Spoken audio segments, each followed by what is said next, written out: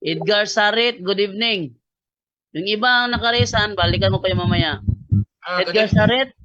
Magandang gabi po sa punto por punto. Magandang gabi, Brand Jando. Salamat sa pagbibigay ng pagkakataon. Una sa lahat, gusto kong pasalamatan ng programa nyo dahil marami po kaming natututunan dito. Ang tanong ko po, Brad Jando, ganito. Meron pong albularyo na may inaalagaan po siyang crucifix na malaki. Tapos pag Biyernes Santo po, pinoprosesyon po ito sa simbahan, sa bayan.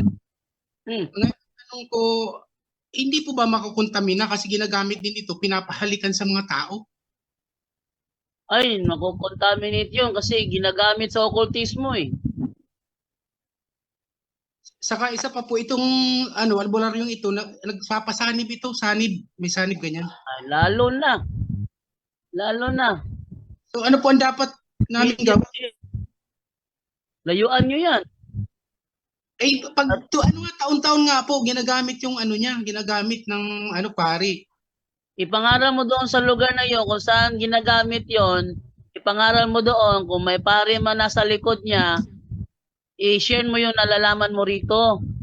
Na Father, nasa catechism natin 2116 at 2117 na all kinds of divination should be rejected.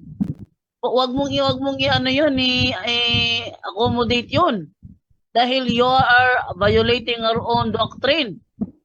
Sige po, maraming salamat po.